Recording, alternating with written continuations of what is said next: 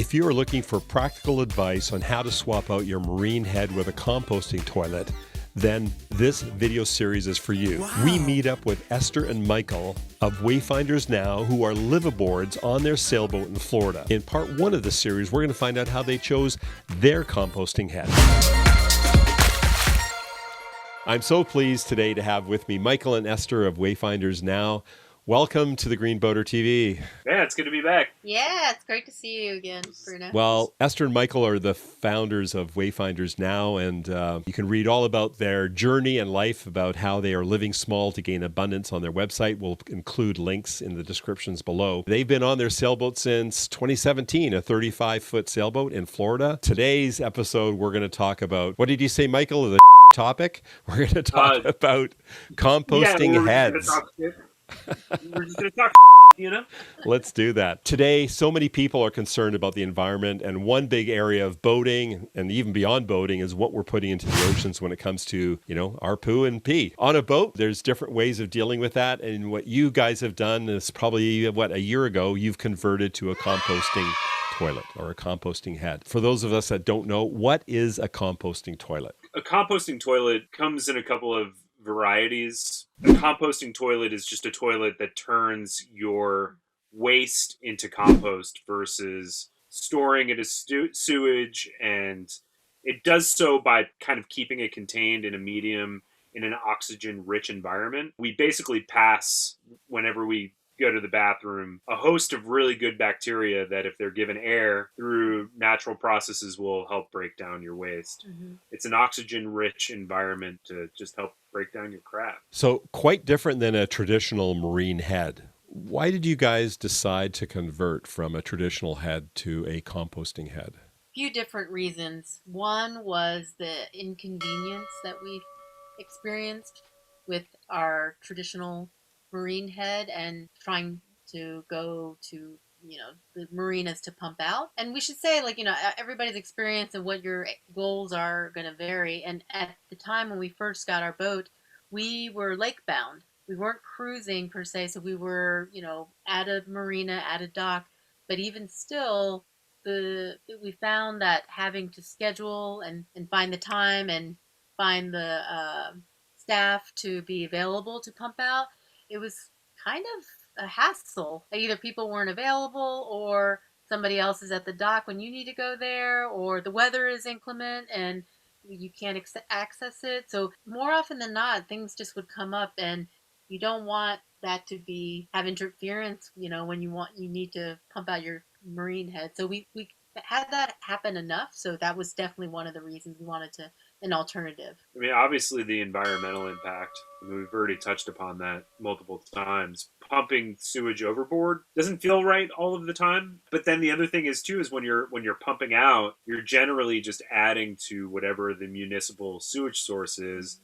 Sometimes that's handled appropriately and well, but there are plenty of examples, and we've talked about it on our blog, noting specific examples of how the sewage infrastructure is lacking in many places. So that just ends up back in the waterway, and it ends up doing so untreated. Yeah, and I guess, and then two other reasons why we wanted to convert was just kind of the overall grossness, I guess, of dealing with a marine head and implications of sewage. Like if there is a maintenance issue or smells or leakage and like I said, delays in getting a pump out, like all those kind of just, yeah. We had to deal with some of that grossness. Yeah, and we definitely met enough people on their boats who had pretty major repair or malfunctions happen, which we can talk about later too. So we just were looking for something that had a easier usage for us and our needs. So we decided on the compost head. There's a number of different brands that are available, and you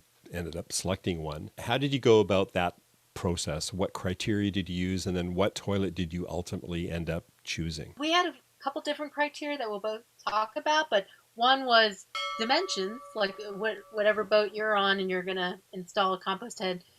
That's definitely one of the major factors, is just looking at the space that you have. That'll probably narrow down some of your choices potentially for you. And so we had to look at our existing footprint, and we have one head. And so we looked at that, and we also looked at our preferred kind of height for sitting on a toilet and what our space. I mean, because it should be said, just to interject, that because you're storing the solids kind of underneath, it does sit a bit taller than a standard kind of marine head or even a standard home toilet. That height can be important. The build quality was a huge factor for us. I mean, it's something that even though we're not housing sewage and the compost is less aggressive or effusive, because it really kind of, the solids medium is very much like potting soil. It's not very offensive at all, even in odor. Like, there's not a lot of smell, but still, it's still human waste. So like having something that is of better quality and not going to fall apart on you was very important for us. Yeah, and speaking of the design and the build, like I guess two things we personally just kind of realized we preferred, and that not all compost heads come with. Ours comes with a standard traditional toilet seat, like so the diameter and comfort. We also we liked the compost head that we went with. Well, one of the things we like about it is that in order to access the solids bin or the liquids bin, you don't have to unlatch and one or the other to get to one. Like, they're separate enough. So some models are not designed that way. You might have to unlatch both to get to so like to dump the urine jug, which you pretty much have to do daily. On some units you need to actually undo the entire unit to get that out, which for ours it's very easy and accessible, which is important.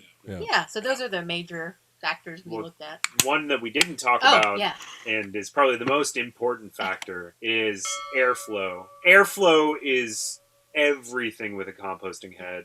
If you don't have adequate airflow, you're not going to compost. You're not going to have a fun time. And some units don't come with an external fan. That airflow was important. So getting a model that actually has an external mounted fan was very, very, so very. When you talk about airflow, you're talking about the air inside the unit to assist in the composting, or are you talking about the airflow in the bathroom or the head area? Oh, that's a good question. Yeah, no, it's the airflow of the toilet itself. And the unit we went with, because we've kind of danced around it, is the airhead. The container, the vessel, has an opening with a screen on one end, and then there's an outlet hose on the other, and a gasket that seals the top section in place. So essentially you're drawing your drier ambient air from the cabin into the head, into your solids bin, and then out the other side. So it essentially creates negative pressure, allowing air to kind of flow through it and over your compost to help dry it out and aerate it and keep everything happy. Hey, thank you for joining us in part 1 of this series. I look forward to you joining us for part 2 of this series, where we're going to discuss with Michael and Esther how they actually installed a marine composting head on their sailboat. I also invite you to download our free copy of the Green Boater's Handbook, giving you 10 tips on how to be a better green boater.